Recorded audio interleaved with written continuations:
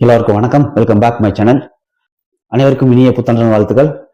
வாழ்க்கையில மேலும் மேலும் உயர்வடைகிறதுக்கும் வாழ்க்கையில அடுத்து போறதுக்கும் 2026 எல்லாத்துக்கும் சப்போர்ட்டாகவும் ஒரு பக்கபலமாகவும் இருக்கும் நம்புறேன்.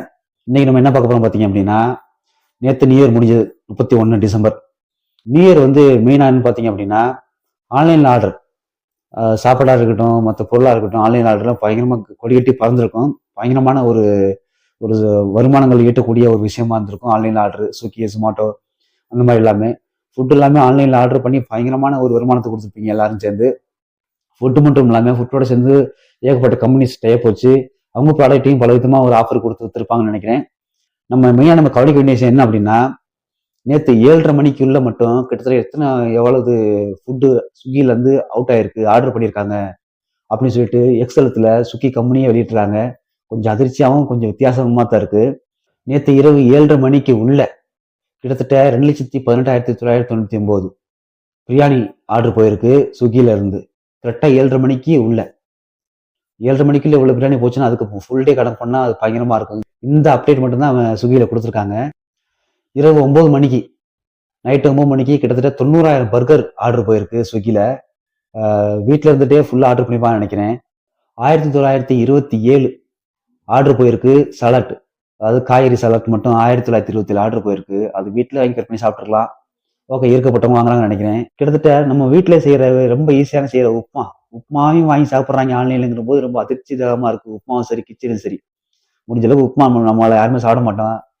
இதையும் ஆர்டர் பண்ணி திங்கிறாங்க அப்படின்னா இப்போ உப்புமா வாங்கி பார்த்துருக்கவே மாட்டேங்குது நினைக்கிறேன். உப்புமா கிச்சடி அப்படின்னா உப்புமா மட்டும் கிட்டத்தட்ட 4,244 ஆர்டர் போயிருக்கு வெறும் உப்புமா மட்டும். இது போக கிச்சடி தனியா. கிச்சடி ஆர்டர் எவ்வளவு தெரியுமா? 9,410 ஆர்டர் போயிருக்கு கிச்சடிக்கு மட்டும்.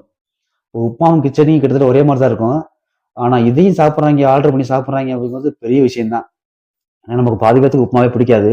நம்ம தலைவர் இன்னும் வெயிட்டிங் இருக்காரு. தலைவர் கணக்குல வள்ளியை எதிர்பார்க்கும் போது தான் கிடைச்சது இனிப்பு வகைகள். அதாவது ஸ்வீட் இன்னும் ஆர்டர் அந்த அளவுக்கு பண்ணலையே அப்படின்னு பார்க்கும்போது தான் கொஞ்சம் அதிர்ச்சியா இருந்தது. ஸ்வீட் பண்ணாம இருந்தா சிறப்பா இருக்குமா நியர், நீங்களே பாருங்க எத்தனை ஆர்டர் போயிருக்கு அப்படின்னு. நைட்டு 9:30 கிட்டத்தட்ட 7,553 ஆர்டர் போயிருக்கு இனிப்பு வகையில். இனிப்பு வகையில் மெயினானு பார்த்தீங்க அப்படின்னா ஒரே ஸ்வீட் தான் போயிருக்கு. 7,500 சில்லற ஒரே ஸ்வீட் தான் போயிருக்கு. காஜர் அல்வா, அதாவது கேரட் அல்வா, அந்த அல்வாவுக்கு மட்டும் இவ்வளோ ஃபேன் நினைக்கிறேன், அவ்வளோ ஆர்டர் போயிருக்கு. இது போக அந்த ஸ்விக்கி கம்பெனியோட ஃபுட் டெலிவரி கம்பெனியோட மற்ற கம்பெனிஸ் எல்லாம் பார்ட்னர் வச்சிருப்பாங்கல்ல, ஆஃபர் கொடுப்பாங்கல்ல, ஐஃபோனு கம்மி ரேட்ல, கோல்டு அது இதுன்னு.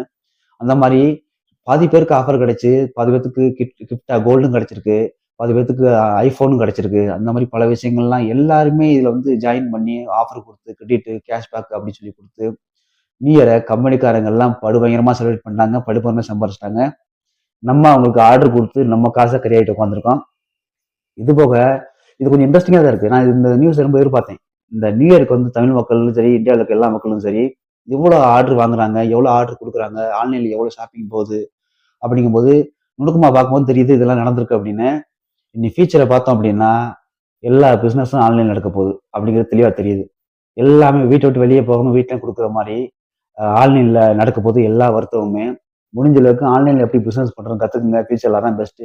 நீ ஷோரூம் போட்டு கடையை வச்சு அதெல்லாம் வாடகை கொடுத்து அதெல்லாம் பண்றது ரொம்ப கஷ்டமா இருக்கும். நீ ஃபியூச்சர்ல பண்ண மாட்டாங்க. ஆன்லைன் பிசினஸ் பண்றவங்க கத்துக்குங்க. இது எல்லாமே ஆன்லைன் வர்த்தகம் மாற போது. இந்த வீடியோ பிடிச்சிருந்தா ஷேர் பண்ணுங்க. அடுத்த வீடியோ சந்திப்போம். நன்றி, வணக்கம்.